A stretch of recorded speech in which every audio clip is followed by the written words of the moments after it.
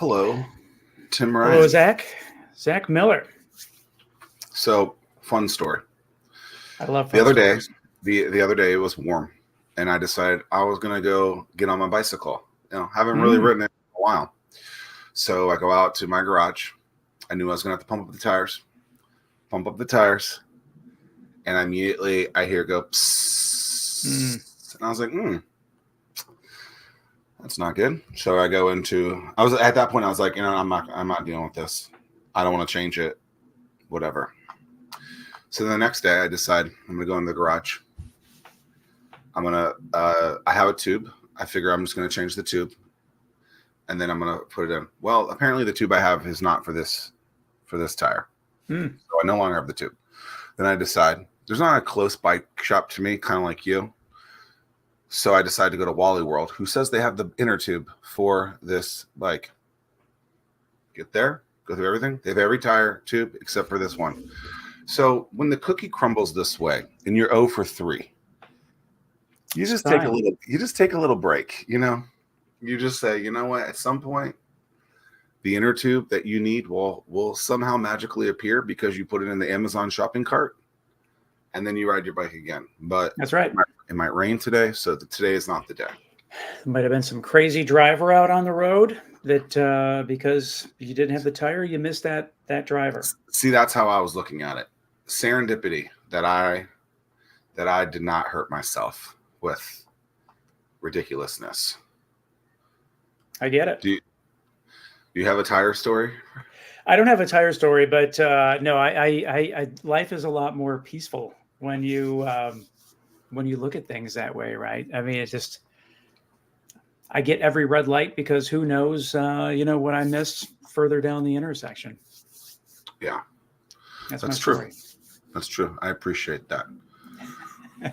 With that being said, stories are important. Today we have Xavier with us. Javier. Javier, Xavier. Yeah, former journalist. That tripped me up for a second, man. I was like, hold on a second. Yeah. That's funny. So I always tell is the worst name I've ever gotten out of Starbucks was Hobar. So they spelled it Hobhar, and it was the most wildest thing I've ever seen for my name. And like recently on LinkedIn, I've been doing a little series where I'll post a picture of like my misspelled names. So recently I got like Have and then Haviar. So it's always fun to see how people pronounce and spell. Do those baristas go through training to learn how to just get crazier with the misspellings? I guess they just don't focus on Hispanic names, which says something about Starbucks. I admittedly I am not I don't go to Starbucks very often, and I don't know. I would love to see them screw up Tim, but maybe 2 M's. I don't know. Yeah, they could. My whole thing is I think they do it on purpose because 100%. They're so bored. Yes, yeah, I do. Yeah. Okay, when I go to the vet, they call. Oh gosh. Okay, so my dog's names are Beta. Beta, like alpha beta. Like beta testing something, and then Cinder, spelled Cynder, like Cinderella. They screw up those names. Really?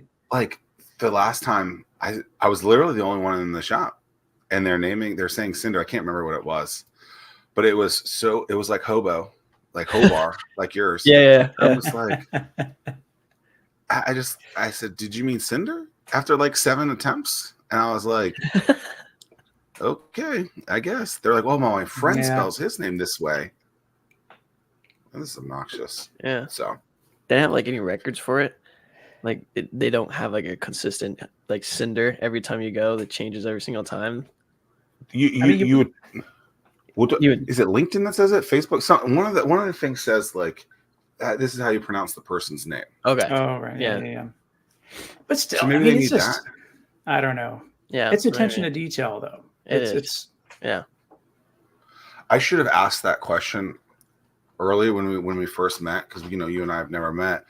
As a former journalist and a guy who has, I don't know. Maybe your eye was a little cloudy, and the first letter was kind of a little crazy. But like with me, Javier. Yeah, I've gotten that one. No, Javier. Javier. Yeah, that's John Morant. Javier.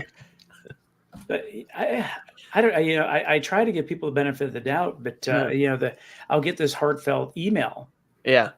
Thanking me for what I, the service in which I provided, and then it's, the salutation is Ryan, and it's just like, oh no, that's what I was just about to say. Like so many people on this show, and I don't know why it is.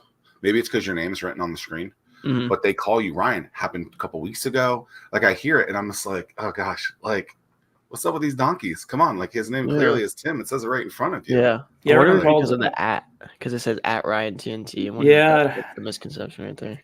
Oh. Anyone ever call you Miranda? When I was in ROTC in high school, that's it though. But I used to get like joked in like elementary school. So they would find out my last name is Miranda. And they'd be like, "Oh, you're like Miranda Cosgrove." Da, da, da, da. And that was like that's what I get joked as Miranda. So that's like the other time. So I was like, okay, that doesn't make sense. But whatever, I'll roll with it.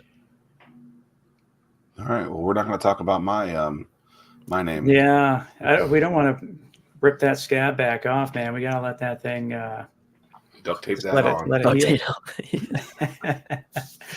Man, so tell us about you. How are you making your impact on this world? Man, look, I've been trying to make an impact in a lot of different ways. Right now, what I'm working with is I'm doing content marketing for orthodontists. So it kind of started back in it's almost been a year and 5 months now, where I kind of caught the bug of the whole social media marketing, thing, editing videos and stuff like that. So I'm just trying to make content not boring for orthodontists and going in there and creating a system for them to create quality content for not only their audience, but their potential patients coming their way. But the big thing that I say is the oral health information in that sector is it's not being communicated well. It's just orthos are just selling their packages to people, not really explaining to them why they need it. It's always $1,000 off of braces, $1,000 off of retainers, whatever. Not, hey, braces could help your crowding and help, oral hygiene and stuff like that. So there's a blockade between the information that's being put out there and then between the information that can actually help someone. So it's that classic, are you selling or are you trying to help? And, they can help. You see what I'm saying? So it's just trying to find that bridge between those two. That whole industry is fascinating. It is. Zack, did you ever wear braces? Mm-mm. I didn't wear braces either. Did your kids? Madison did not. Drew. Not ever. No. And Drew, he just finished up Invisalign. Okay. But man, I mean, so like, what does that do? That's just like the clear, the trays that you put in, and you swap out trays every week or. But that's like teeth whitening or something, or what? No, it's to straighten everything out. So the difference with braces is that they're glued on and it just does they tighten them or whatever. But trays, you can take them out. You don't see them, but you have to have the discipline to keep them in the first couple days. First couple days are pretty rough, but man, I walked into this orthodontist and I was like, oh my gosh, it was just like an open bay of nothing but beds, and like, I'm just counting the money just rolling in, man. I'm like, and these kids were going in for like 5 minutes and then rolling out and just going out. Yeah. And man. it's just like, it's almost like a thing. Like from a parental standpoint, you just accept the fact that your kids are going to need braces. It's going to cost you a few $1,000s. And I'm like, what a beautiful business model. Yeah. Yeah. No, it's great. And that's the main reason why I got into the industry. I read Alex Hormozy's book, 100% Offers. And one of the things in that book is, picking your audience and making sure they can afford, your product. And it was crazy. It was like back in 2021, I had got an ad on Facebook for like learn how to sell stuff online. And I have it in my my little junk drawer that I have back there where it's like one of those yellow patch sheets. And on there it says selling high ticket. And it taught you how to sell high tickets. So when I became an entrepreneur, it was, I always had that mentality of like I want to sell high ticket. And then I read the book and I was like, you have to make sure you have people that afford it. So my sister has been working in dentistry for like 12 years. I'm 21. She's 29. So I've seen her go from like the front person receptionist all the way through admin, all the way through chairside tech. And now she's working as a public relations coordinator at an orthodontist local here in Virginia Beach.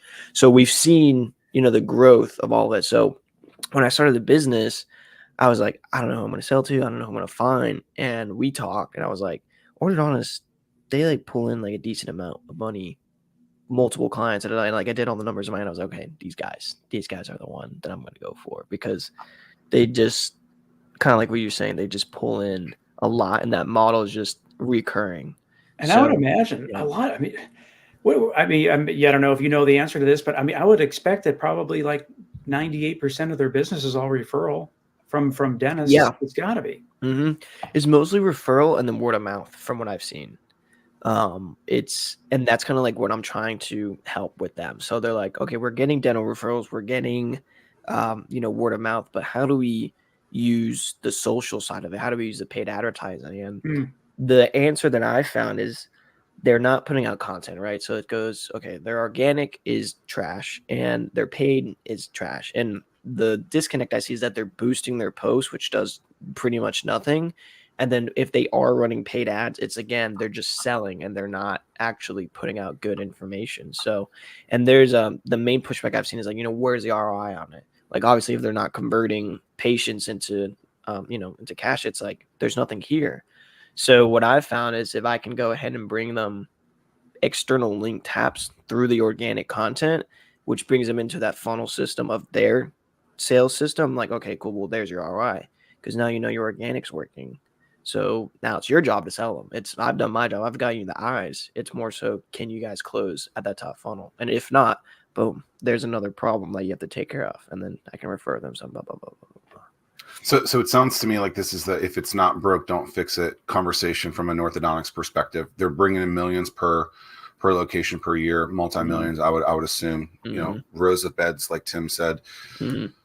Why do they need this? Like, why? Like, knowing all that the money is going to roll in, that a huge amount is from referrals. Like, how did you then say, okay, these people can afford what I do? Yeah. But now I know that they actually are going to jump over and actually capitalize off of what I can do, because I can see a big discrepancy there where you still might not have figured that aspect out, or maybe you haven't, we just haven't heard that yet. Yeah. Well, can you ask a question, reframe the question really quick, because there's a lot. Okay, so you figured out orthodontists can pay the bill that you want to have, but how do you know that they are actually going to utilize headwinds as to why they need something? Yeah. Why do they need it when it's not broke? Got it. Yeah. So it's funny. It's kind of like braces in itself. It's more of a luxury item, and that's kind of something that I've been trying to figure out the last couple of weeks. Actually, is this a necessity, or is this just something nice to have? And braces itself are, they're nice to have, but also they're a medical thing. Like, you want a good smile, you want good teeth for your oral health or whatever. But what I've been hearing from these ortho guys is like, most people don't want to take off their braces because it's a status thing. So the thought process I've had recently is, okay, well, if I'm not promising patients, we also, we want to make you look good, right? The brand, the content, all of that is, what I say, the first digital handshake that an orthodontic, puts out when someone comes across your page or come across your website page or whatever it is. So it's more of a luxury item. It's nice to have, but the organic content is the braces of the digital marketing industry, I feel like. And there has to be the lead doctor has to be on the same page, is what I found. So I've worked with some, and it's like, we align on everything. I'm like, hey, we should do this. And he's like, okay, fantastic. Let's go. Like, I get this, I get this, I get this. Let's just trial and error. But the bottleneck is if their team is either a third-party marketing team or if it's an in-house. So it's trying to figure out where the certain practice is. So that's where that, avatar creation of I only take X amount of people on, or, if you meet this qualification. But to really answer the question, it's figuring out what they want. If they want more patients in their chair, it's why. Because what I've seen is they want to post one picture or post one ad and they expect 10 people to come in. But the truth is that they're messaging all that. There's an intention behind it that's not being communicated in the right way. So I go through and I kind of pick their brains and what it is you're looking for. Like, are you looking to work on a patient all day? You're looking to bring in 20, 30 patients. Like, why? Because most of them are like, okay, well, let's just bring them in so we can bring the numbers up. Fantastic. And then you have your guys who are I just want to work on teeth all day because it's my passion, it's my love. And most people gravitate towards that rather than the guy who's just trying to, make the money off of it. So it's figuring that out and then saying, what, I think this is good for you, and just giving them that diagnosis. And then if they go for it, phenomenal. If not, then, it is what it is and we move on. From a marketing standpoint, is I would assume, gosh, it's so strange. I'm going back to Zach's question. To me, it seems like through word of mouth, through referrals, the kids, that market's kind of covered. But, is there a bigger push for adults? They have some disposable income. They want to fix their teeth. And, is that a different market segment that you go after? Or is that one that's orthodontist identified? Yeah, no, that's a great question. So on Facebook, I found that we target the older crowd a little bit more. So more 28 towards 40, 50 like that, which trickles down to the kids too, right? So you have your moms and your parents who are, looking for their kids to get braces, and they come across the orthodontic page and they're like, all right, cool. And same with Instagram. So recently on my last guy, we posted a video there was a local high school student that reposted the story, and all of his friends, were filtered to that page and follow my orthodontist guy. So we noticed that because of this high school student reposting the picture, more of them came. So instead of targeting the parents directly, we could target the kids directly, but that's on them. So it's using the platforms for the demographics that are currently on there. So Facebook, like I said, is more of the 28 to 40, 50s older crowd. And then Instagram is more like Gen Z, Gen X, more, or not Gen X, millennials that are on that platform. There's ways to, figure out, and that's where the analytical side's on it. So it's research in a sense, using the content to figure out who's watching your content. And then they decide, okay, hey, we could go for the 20 to 34 market, or we see that the 18 to 21 market is going up. Let's make content for that. So it's using those scales and then adjusting the content properly for that, and then taking the paid advertising and then matching that. So it helps them look for the type of audience that they want to bring in according to what their sales and all that, where they're trying to close. Are they trying to close moms who have kids, or are they trying to close the college students or the military? We don't know. That depends on the practice. Yeah, that's that's interesting. Yeah, it's really, really fun.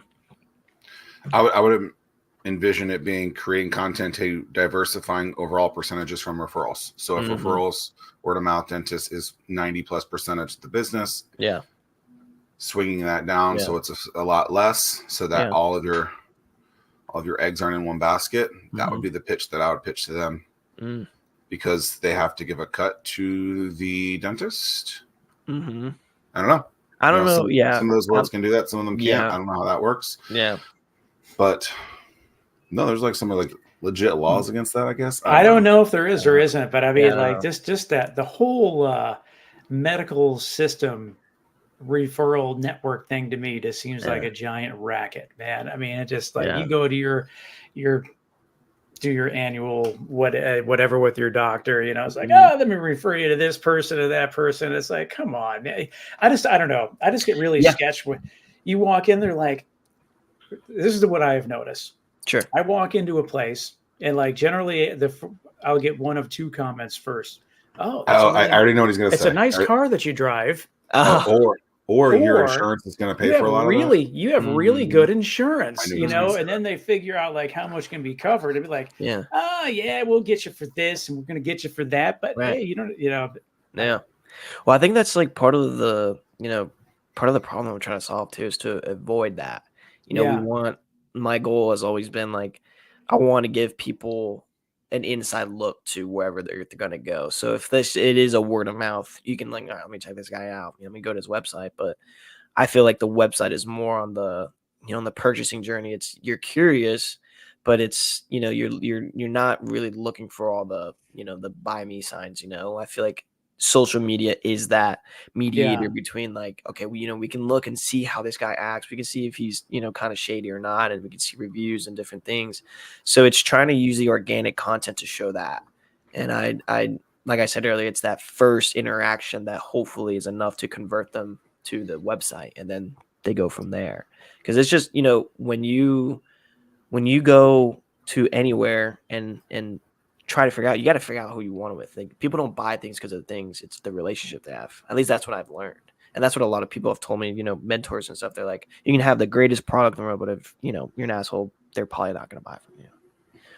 Well, yeah, and it's hopefully you stay away. And no offense if you this is part of your tag, but it's like every office you go into, you got the family picture or the marketing is their family, and it's just like, hey, yeah, No, you're so right. It's literally every practice, dude.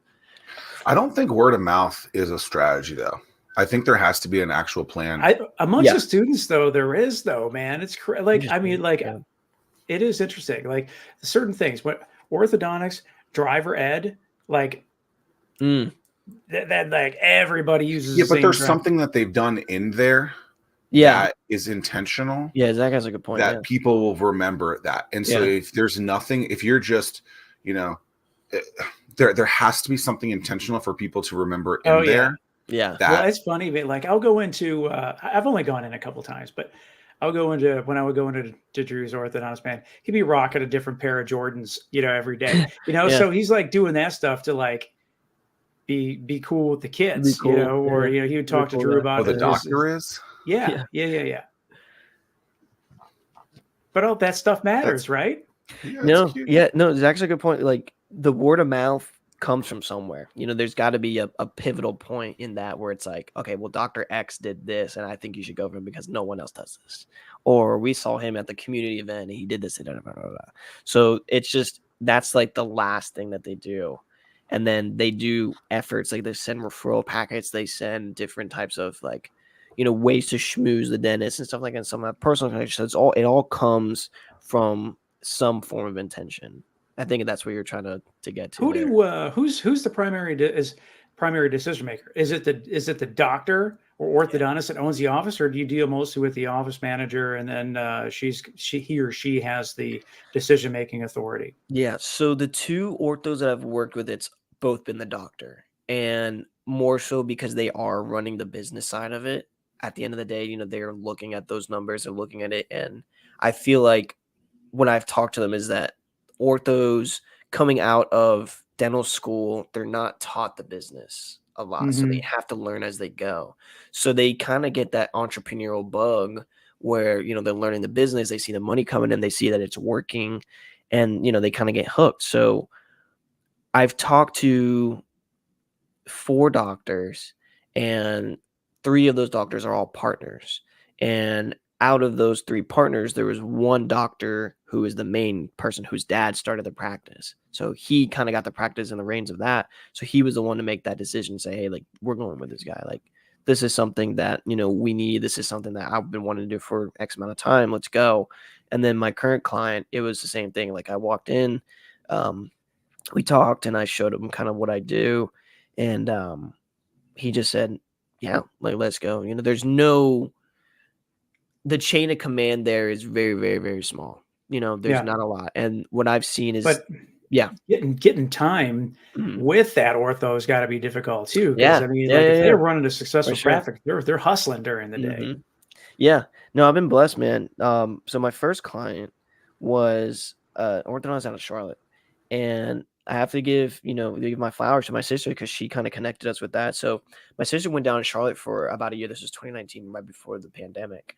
And we went down there for, it was like a St. Jude like charity 5K. And at the time in high school, I was running cross country. So I was like, yeah, this would be cool. I'm a Panthers fan.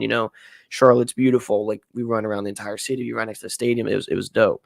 So at the end, we'd take a picture with, the practice that was there. So it was my sister and the entire team and the doctor that I ended up selling a couple of years later. We took a picture right next to each other. So I sent him a picture. I was like, yo, look at this. Like, this was, 4 or 5 years ago. Who knew what it was going to turn into? So the story on how that went down was I'd just gotten fired from my job. This was back in September of 22. And I wanted to do this. This was a dream. I've been reading the books. I've been watching the YouTube videos. I was super hyped. I was like, okay, I'm going to, dive in, go for it. But I didn't know who to sell to. I'd reached out to local orthodontists. I got through the gatekeeper. I did the cold call, the whole spiel. And, I got shut down every single time. I got through the doctors, and I used like I was like, hey, like, I'm looking for their first name. And it had me get to the gatekeeper. And they were like, yeah, no, like I thought you were another doctor. You're wasting my time. Bye. And hang up. And I was like, oh, shit. Well, now what? Right. So I got the doctor's number from my sister, and I got his email too. And I shot him a little email with, my pitch deck and all that. And I went the whole nine, did all that. And he just ghosted me for a couple of days. So I finally texted him at like 3 a.m. I was like, I know you've been seeing my emails. I promise you I'm not going to waste your time. Like, this is going to change your practice's trajectory. Like, let's hop on a call. And he booked a call like the next day. And then I sold him. So I got through because of my sister and that personal connection, and it got me in front of the person. This was early on. So now that I have some evidence under my belt, I think once I start advertising like that, it should generate much interest, but that's kind of like the bottleneck of it. It's like, I know who's running these social media pages and it's not the main doctor. So it's like, where Right. do I get in contact with them? And that's kind of where the word of mouth comes in too. So dig into that a little deeper. What do you Yeah. propose to do? Are you going to do graphics? Are you doing content? You doing video? What do you propose? That's a great question. And it's a really, really good question because this is on my to-do list. So this is great. I don't know. I think there's a lot to mess around with here. I've been going heavy on LinkedIn on my organic content because I figured LinkedIn is going to have my audience, which in this case is going to be those orthos. So I've reached out and connected with a bunch, but they're not active. So I'm trying to find a way to streamline that in a sense of I'm going to start creating content for that ortho. So for example, this little whiteboard behind me, I go up there and I create a bunch of different graphics or different, pixel art or whatever of different taxes that I've used already in the past to figure out which one sticks. So it's essentially doing the same thing I do for them with the content, with the videos, with the blog posts, all that. And then having the organic and then running paid ads. But the paid ads are really going to be me sending a LinkedIn message in their inbox. Because I'm sure you guys get them all the time where it's like you get a connection and they sent you like a whole Yeah. paragraph. Like, that's not going to work. I don't respond to those. They're not going to No. respond to them. Where can I help you for So free? then what are you going to, if you're going to send them something there, what are you going to send them? Dude, Because I don't know. I've been trying for a little bit. I've said like, hey, ex doctor, like, great to connect you, and just left it at that. Or I've said, hey man, like, thanks for checking out my page. Like, I hope you saw this video or whatever. And I wonder what percentage of doctors even manage their own LinkedIn page. it's probably not 10%? that much. I usually respond to these donkeys back with something when I get these cringe, messages. man. When I get those requests, man, I'm Yeah. like, I'm gonna accept it, but I know within 2 hours, I know what's 2 about hours. to happen. 2 seconds. They've already written it. No, It just they got. hop on No, it. I know. I Dude, try go to give so people the fast. benefit of the doubt. Yeah, Man, I see these things. Yeah, I push back. Like they'll say, "Oh, it's something that's so, like, clearly, if you know me, it's not true." Right. Yeah. Right. And I'm like, "Oh, okay. Or it's like someone selling me exactly what I sell." And I'm like, yeah. That's my favorite one. Yeah. I had a actually really good one that generated my interest and I might use it. She texted me or she sent me a message. And she was like, "You keep popping up on my page, and I wonder why we keep connecting." Like, da da da. I was like, "Huh." And I checked out her profile. I was like, "Oh my god, you almost got me." Like, I'm not gonna lie, you're this close. But sometimes I'll get in someone's drip campaign on emails, and like their first email will be good, and I'm like, okay, well, let's see. There's another one coming. Let's see how the second one is. So then I'll follow up on the second one, be like, not as good as the first one. You need to get back to work. Yeah, exactly. They never say, Get back to work. they never say anything. Yeah. No, they don't respond. I'm like, come on. I know. Yeah. So it's trying to figure that out, and that's the fun part of this. Like I've had some success very early on, and now it's at the point where it's like, okay, I'm floating now, but there's got to be more money coming in. I got to make some more sales. I got to provide more value. But I think a lot of that is when people look at the entrepreneur journey, they don't see that.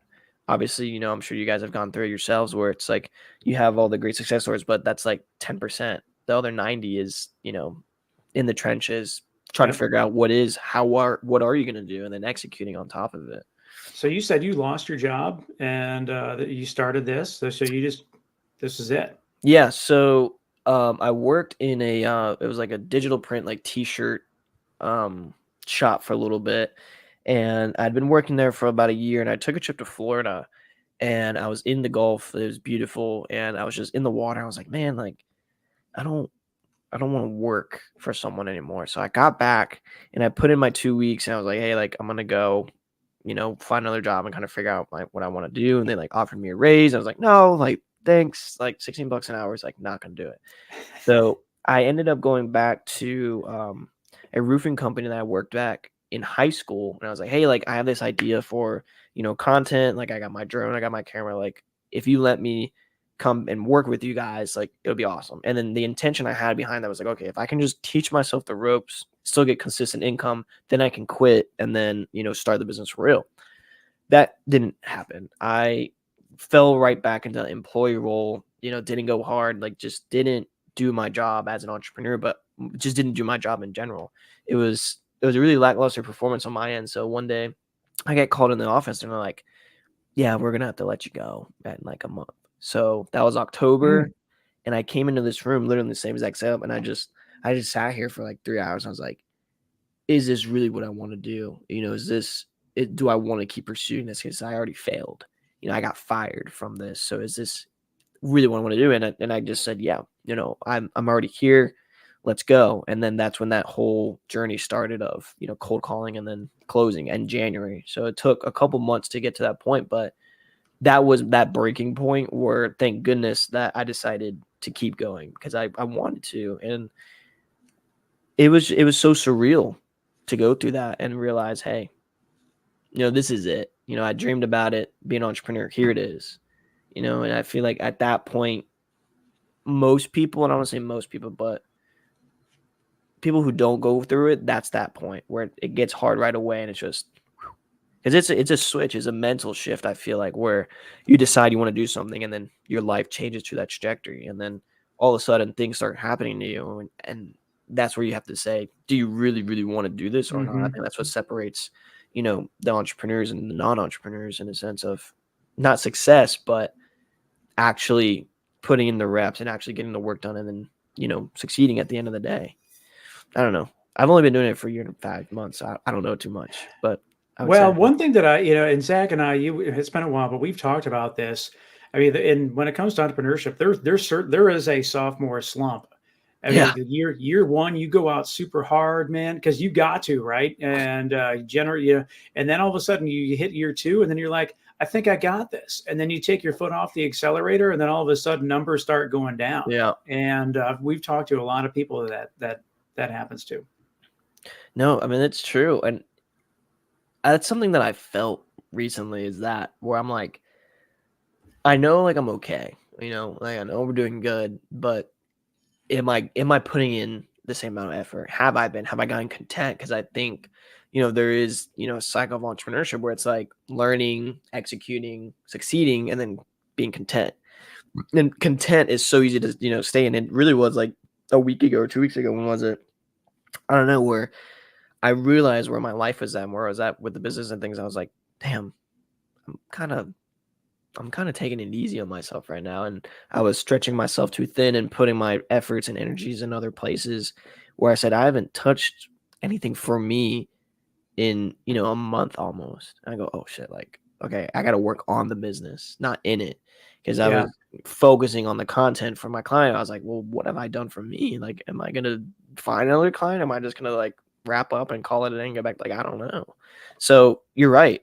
And that's something that I've been feeling pretty heavily these last couple of weeks. So I guess now my question is, how do I get out of it? It's just, over time, like how long have you guys been entrepreneurs? You're 13. 13. Wow. Zach, you're about the same, right? Maybe. Yeah. Mm-hmm. Yeah. Some years on their belt. Wow. You guys are veterans. That's awesome. Plus decade. Let's go. Oh, that's cool. Wow. So 13 years. Like, okay. So I'm curious now. So like looking back, like seeing where I'm at, a year, 5 months, like where were you guys at a year and 5 months into your journey? Well, and I remember the sophomore slump. Okay. Yeah. And I remember Zach and I had a conversation about it. Cause I think we both went through some, it was just a weird thing that just happened. And see, it took me a little while to get going. Then I got going, and then it went. Yeah.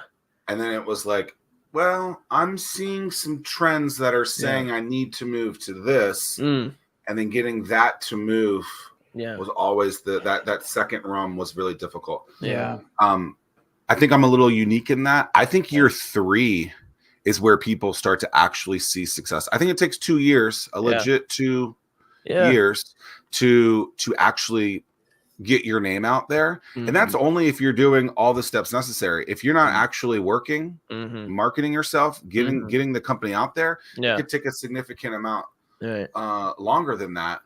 However, it's year 3 for me, it's like, okay, there's enough eyeballs that have been on this enough times that people are going to start seeing you, remembering you, recalling all that stuff. I don't think that's that's not necessarily a science behind it, but that's what I've seen. It's about 3 years. I don't think you're even close. You got 7 months, a year and 7 months to get to that. Well, I guess technically 7 months. Something like that. Yeah. From month 25 on. Yeah. Right. Weird. Yeah. I think the thing because is you got to really, weed out those people too, right, Tim? I mean, there's a lot of that in there. I mean, how many times have we seen these entrepreneurs day 3 that are like, ugh, I'm out. I called one person and they said, I hate you.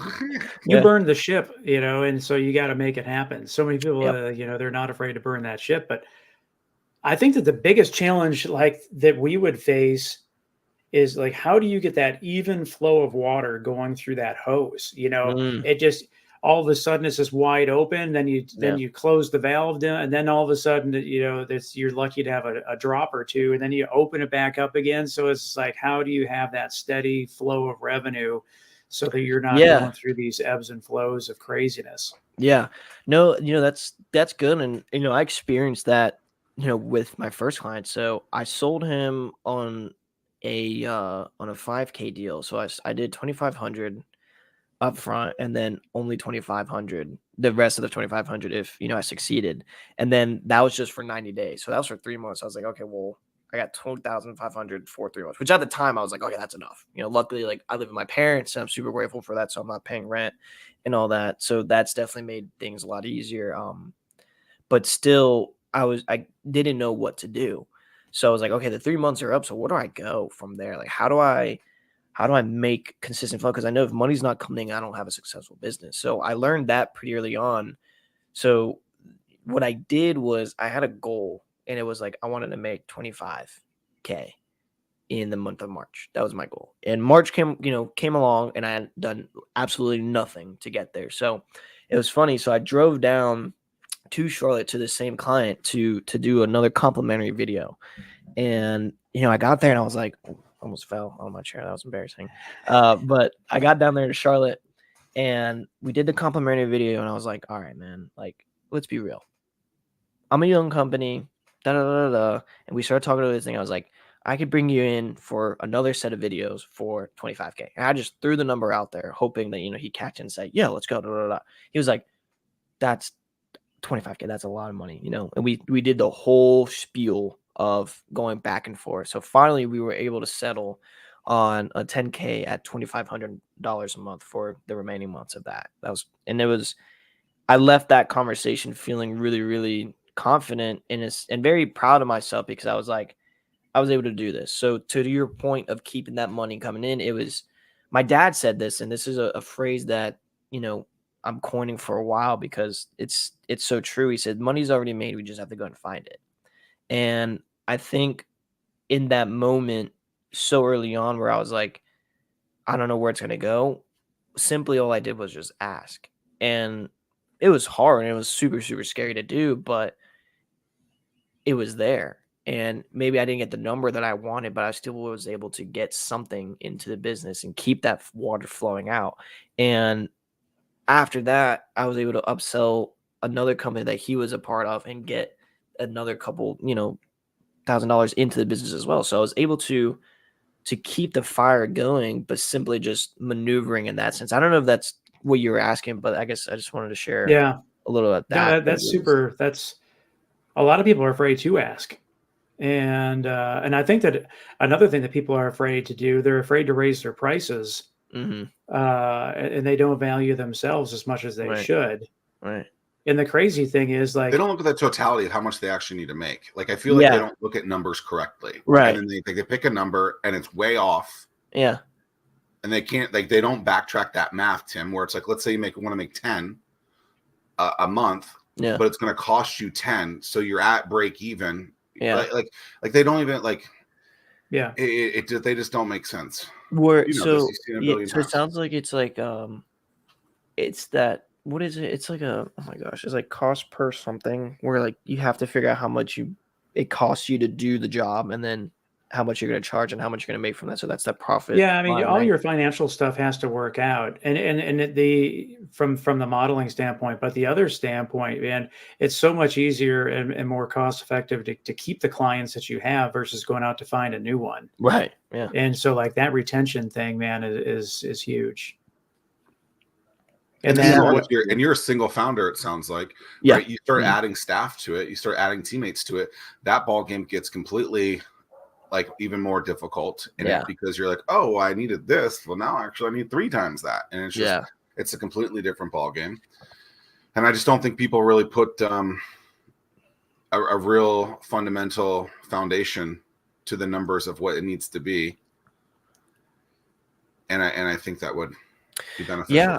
No, that's true. I think what I saw, so I think there was like a boom of entrepreneurship around the time I got into it because there was a lot of people my age trying to jump in and start their own businesses online and whatever. And there was a lot of, not, I don't want to say fake gurus because that's not the right word, but people who were saying, yo, we got to make all this money because of this, and this. And it's like, yeah, cool. That looks dope. But where does it actually make sense down the line? And I think there was just a huge misconception that you make a lot of money up front and you're good and you're set for life.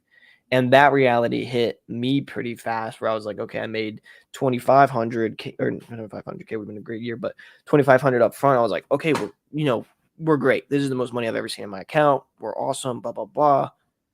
And then I was like, but we still have all these things to do. I still have 90 days of work to do. So I think realizing the amount of work that came in for just that little bit of money at that point, and then realizing that, okay, well, this is not just the first part of the business. This is like 0.0005% of the business. Where's everything else going to come? Understanding that reality and like being okay with it and just accepting it, I think helped me really, really because I didn't get stuck on it. And I think that's kind of what you guys are saying. It's just like not getting stuck in that false reality of like the money and understanding that yes, just you got paid. That doesn't mean like your company's good. Like you got to take care of X, Y, Z, and then A, B, C, D, and then keep going and do that 30 times over to even stay afloat. Yeah. Well, take it from an hour, your hourly rate times 40 hours, and if that's the number that you want, and you're like, oh goodness, like I then have to work 40 hours for this person. I still have to go out and find new business. Yeah. That's been crazy. I think I learned that when I used to put on a lot of events, and there were a lot of break even and negative events. And it's like, got to figure this out. And it's like, you're trying to build up this brand. Yeah. And like, you can't throw a bad party. Yeah. Yeah. Right. Yeah. And your parties can't suck. Yeah. So it has to be lucrative enough for people to want to show up. But then you like when you're losing money at these events, you're like, okay, this is not fun. So you got to figure out how to like bring more people in. But then, okay, you got to go to a different venue. Well, the venue is now asking for this. And you're like, okay, well, that number just substantially changed. I went from like a couple grand of food to now, depending on the venue, you're going to get absolutely like screwed over. Like some of these venues charge so much for food. It's like, how much for a slice of pizza? Yeah, like, that's crazy. I don't know how they get away with it, but they do. Yeah. No. And so that's a challenge. Tim's had to deal with it. Like it's I mean, one thing that I still do to this day, man, I open up a second bank account and like any check that I get 10%, man, I just put into that second bank account. Yep. And then at the end of the year, that's where bonus pool money comes into, but got to pay yourself first, man. No. Have you ever read Profit First, Tim? Yeah. That's their concept, right? Yeah. So, well, it's I would say it's like the envelope model. Yeah. Like if you have cash, put all your money in envelopes, and once you spend it, you can't use it anymore. It's basically the digital version of that, but also making sure that you are taking profit out of the business first. Yeah. So figuring out what number you want. Yeah. You know, let's say it's 8%, taking 8% of that and putting that into that envelope to that, that savings account. And then at some point you pull it out. I can't remember. Yeah. It's a good book. Yeah. No, I'll definitely check that one out. I've read that 10%. I read that in the Richest Man in Babylon. And that's a book that I've touched on. Like that whole thing, that's my book case right there with all those, fancy books that we like. But how many of those books have you actually read? So, okay, I was just about to say, right? So I've gone through all of them. And so how I read, because I never liked reading ever. It was never something that I enjoyed or even took part. So when we were forced to read in school, I was like, oh God, I hate it. So when I sat down and was like, all right, I know this book is good. I was like, oh, well, I want this one. Well, I want to learn about this. I want to learn about this. So what I do is every moment that I feel I need something, I know I have a book for it. So I go and I read it until I kind of lose interest, because the way that I look at it is if I lose interest, it's because I don't need it right now. So, and then that has almost I proved to myself that it works, because like right now I'm reading the one-page marketing plan by Alan Gibb. And it's helped me kind of align, but now I'm switching towards more of Alex Hormozy's lead book, which is helping me load up on the content side of things too. So that's how I read. So I read in pieces, but on certain topics. So I've gone through most of those books, maybe except like one or two, but like on this side is more like the entrepreneurial, like business side. And then on the other side is like mindset, which that's how I like to divvy it up, because I know they kind of play into each other. But I've tried to read one book through and I just lose interest like so fast, and it's rough. I heard this quote actually through a book a long time ago. And it's like, find one nugget. Yeah. Find one nugget in the book, and that's it. The $17 or so that you spent on the book, try to find that one nugget and look at it like that. And as a guy who's written a book, that's hopefully people would be able to find a nugget from my book. And so it's one of those things where it's just like one little thing, and then if you can move off of that, because otherwise you're just reading this thing, you're consuming this thing, and you've done nothing with it. So like, don't just read to read and then implement. Read and find that thing. Yeah, which I think that it's helped me do. Like that muscle has been built, where I know, I hear this all the time. It's like, you can do all these things, but if you're not taking action, you're not doing anything, right? So it's like, I read those nuggets and then I try my best to implement. And then if I hit a roadblock, I'm like, okay, cool. Do I go back and check this book out again, or do I figure out the problem? Because I think that's where that like mental like fog comes in, where you're like, I feel like I'm doing a lot of work because you're reading it and you're doing all these things, which is why I try not to entrap myself in these books. I'm like, it feels good when I'm reading it, because I'm like, oh, okay, cool. I'm learning all this, and this, but I'm not doing anything with it. So there's a fine line between like the reading and getting the nuggets, and like staying with the nuggets, and then taking those nuggets and actually like turning them into jewelry or turning them into a necklace or whatever, and actually transforming that into something. So yeah, you're right. I think you're absolutely right. Yeah, consistency is key. Tim, have you ever thought about your running streak as a piece of jewelry? In what sense? I don't know. Well, you just use it. Yeah. You want to say it again? Javier just said that. Javier. He said you get this nugget and then you turn it into a piece of jewelry. But the reason it happened is because of being consistent. Yeah, so, I mean, piece of jewelry because of your 10 years of running every day. Right. I mean, it's one of those. I mean, for me, it's like it's doing the hard thing first. Right. And then whenever I meet someone that says that they can't do something, oh, I could never do that. I'm like, you're soft. I don't have time to waste on you. Well, I mean, it's true. I mean, it's just like, I don't know. It was a couple weeks ago. I just love it. But I'll ask him. All right, tell me about a time that you had a plan. You set up a plan and you saw it through. Like, I don't even like, oh, marathon, I could never do a marathon. Come on. All right, let's go with the 5K then.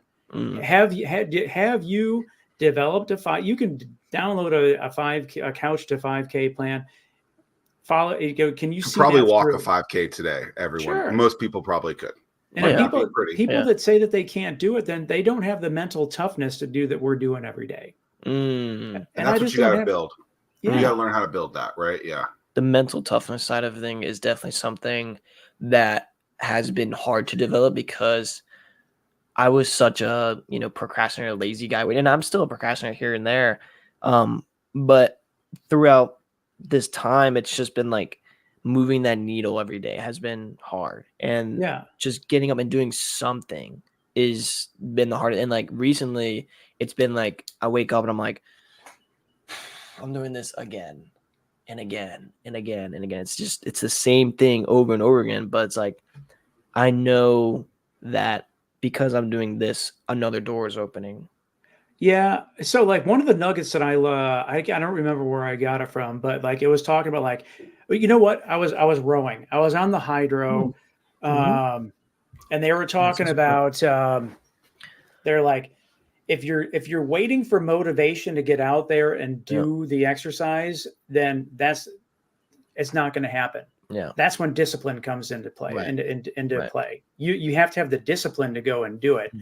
And and Goggins talks about that too, man. That people will talk about, oh man, they'll listen to the book, they'll get fired up, and then first day it's raining outside, then they lose that motivation. And that's what you got to have the discipline. And but it's just like a couple weeks ago, man, it rained like, dude, almost like 24 hours straight. And it was one of those deals. It's like, man, braces suck. I just, I'm in the garage and like my little trick that I do, man, is I start the workout in the garage before I even face any of the elements, man. And then once that workout has started, man, I can't pause it or stop it, man. I'm committed. And I just go and, I think I knocked out 5 miles or whatever, it was just like soggy, nasty grossness, but it was done.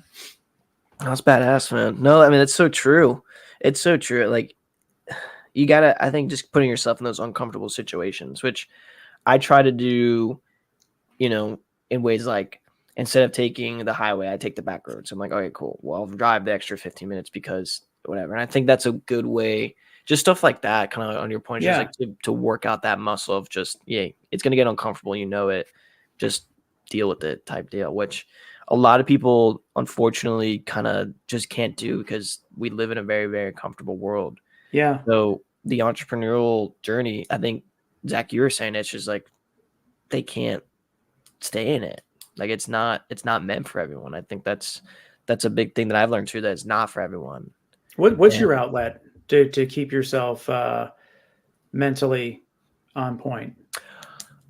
The gym is something that I've done for a little bit and I've been pretty consistent with it. But my outlet really is it's journaling, man. Like if I'm being straight up, like it's interesting. It's a way to sit down and go and read what I've been doing. And then I'm honest with myself. So I can easily say, oh, I've been working for X amount of time, but it's facing that reality that I haven't been working or I haven't been putting enough effort in or I haven't been doing this or whatever. And then rereading it and then showing myself, it's like, hey man, like this sucks. And I know like it is rough to read, but this is where you're at right now. Do you like this? And like facing that reality is just like it's like a gut punch, I feel like.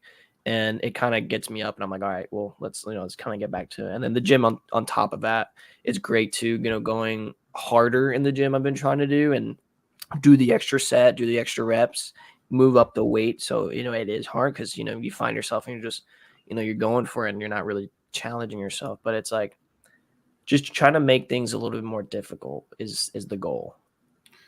It's easy, I think, in a fitness journey, whether someone's losing weight, trying to gain muscle, doing some sort of composition that they're going through, to take a daily progress pick, right? I think sometimes you can get on the scale, and you might not see the scale move, but that pick is actually where you can start to see some of the differences depending on what you're trying to do. In business, I don't know what that daily progress pick is, right? And I think there are a lot of symmetries between fitness and business. We've talked about that on the show for 207 episodes, it seems like.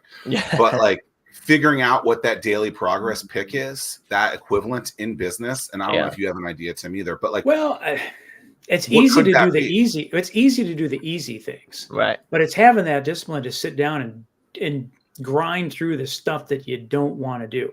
Yeah, maybe it's picking up the phone and making those 10 phone calls. Maybe so then like a checkbox saying that you've done it. Yeah. Because I don't think it's just a bank account, because a bank account doesn't tell the whole story. Right. Because you might not have a check today and you're having a check tomorrow, or you might have just gotten a really big check and you I know you're tell only going to you, get that once a year. the other So, thing that works for me, man, I'll just tell myself, sit down and just do this for 5 minutes. And next thing you know, man, that 5 minutes turns into like a half an hour, an hour and a half. And it's just kind of like getting that first foot out the door when you go to run, or doing that first set, doing that first rep at the gym. Mm-hmm. Yeah, to touch on the checklist for the business, I think it's like I just check my work. I look at the past and I go at it. So I do a lot of work on Canva because I'm a very visual person, a visual learner, and I like to throw my ideas up there. So I have a folder where it says, JMC Productions Business, and I can click it. And if that number is not going up, I know there's something wrong. And I go through it and I go back to the first presentation or first little idea board that I made, and I look at it now. And it's like, part of it, it's like cringy because you're like, oh my God, this is what I was doing. Part of it's just like, wow, look how far I've come. And I think that's like that progress pick thing where you can visually see your improvement, but also visually see that your numbers are going up too, in that sense, that your production is going up. 100%. And that, I don't know, maybe that could work. And I don't know what that looks like for everyone else, but that's what it looks like for me. I mean, if you're not measuring it, man, you're not managing it. And it's so easy for people like, oh man, I'm having my best year ever. They have no idea what a single number that they even have. Yeah. But like for my me, favorite. I like to, so running, I like to run the year. This year I'm going to run 2,024 miles.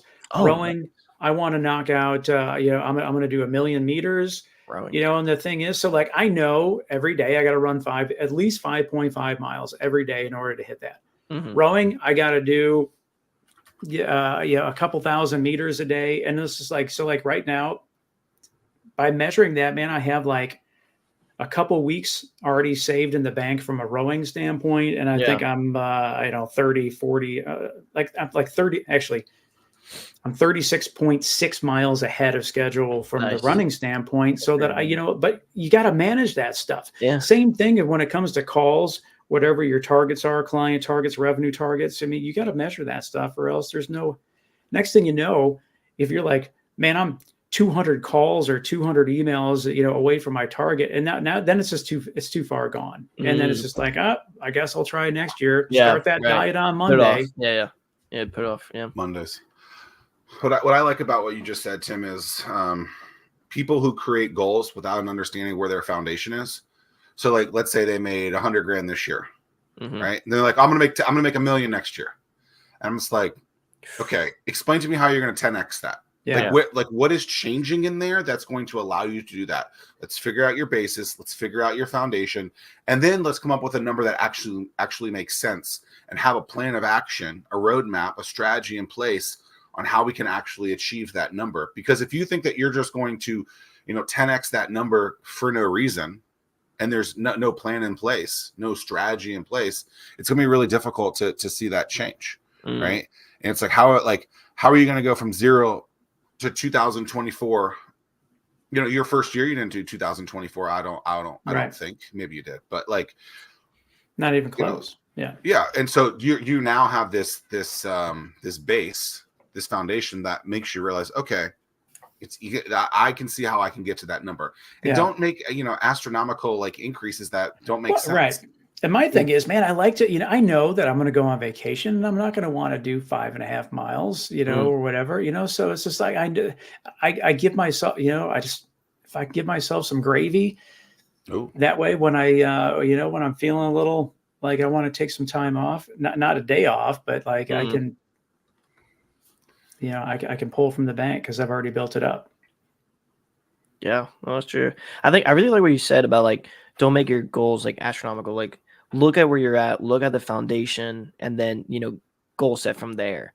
Because I think that's just kind of making those astronomical goals is a recipe for disappointment, because you probably aren't going to make it. And that's not just you're not capable of doing it. Yeah, but it's just you're not there yet. That muscle's not built. So no, I really like that.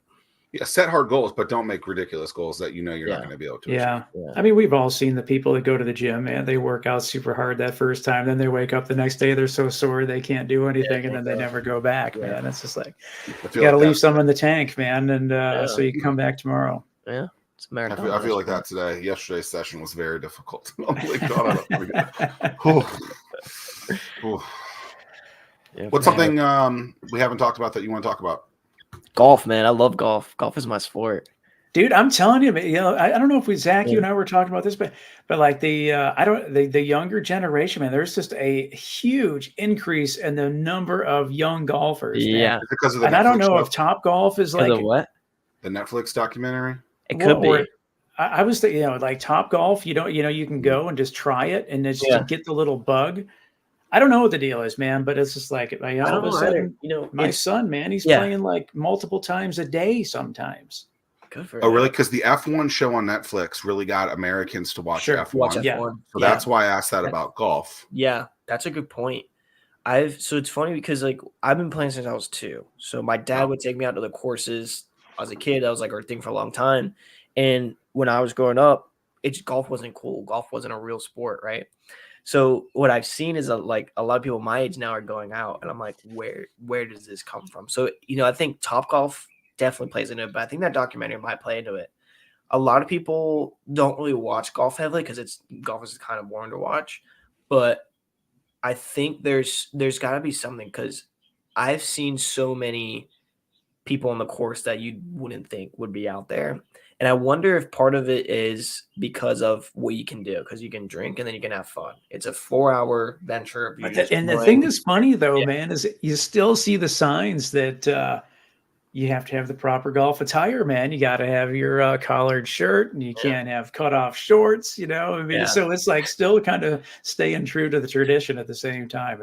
No, it's sometimes it's hard to get up there because like I said, I learned the all the rules, golf etiquette, and all that. So I'll see guys up there like driving the car up to the green. I'm like, bro, like come on, that like little nerd of me is like, God, I gotta say something. But right, I love the sport just because of the mental game, to kind of tie it back to what we were talking about. Dude, it's phenomenal out there. Like me and my buddies, we joke about it all the time. We're like, we talk about our swing, we talk about all this and that. But why is it that when we get on the freaking course, we shank it? And we're like, because we're thinking about it. We're freaking out. I think I saw a study where it was like the average golfer is making like a crazy, like a wild amount of decisions in that 10 seconds. It's like you have all these thoughts in 10 seconds, and you just have to like clear out your head and just take the shot. Yeah. Also, like that's why I think like Top Golf or the range, man. You have a bad shot, you forget about, you're on to the next one. It's not a big deal. Mm-hmm. No, Top Golf is nice. Top Golf is fun. It's fun. It's hard to go there sometimes because like I want to practice, and I just start whacking them. And it's really, really fun to whack, but I'm just like, I can't do it. So I have to go to like the municipal courses and just get in there, lock in and try to do it.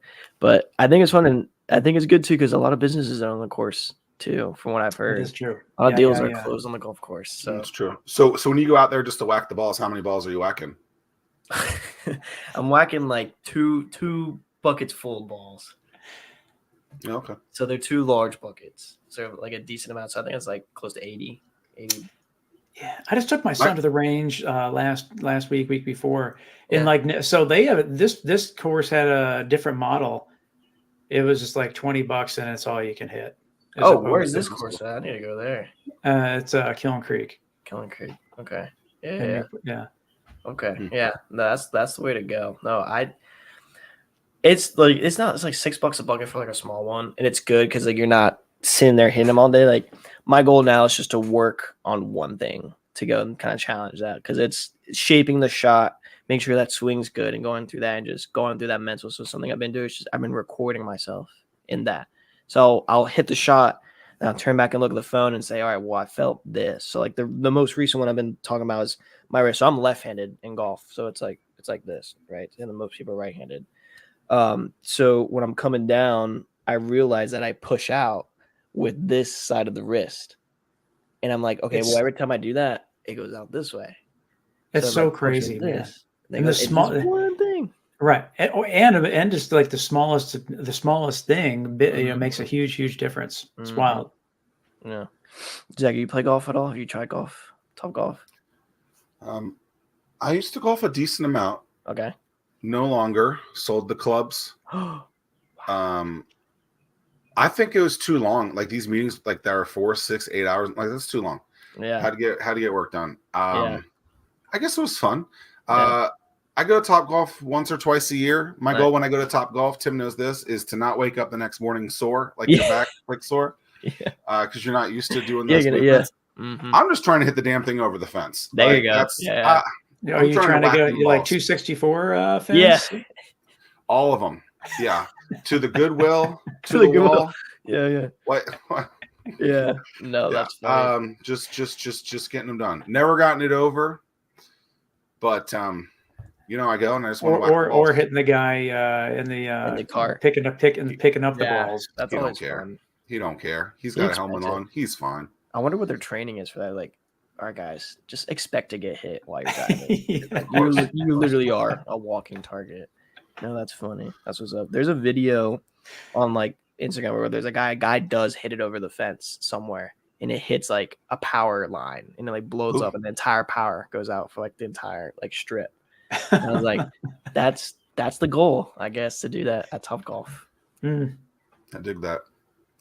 Well, Javier, it's been a pleasure. Please appreciate your time and continued success. Appreciate it, man. Awesome. Thanks, man. Appreciate it.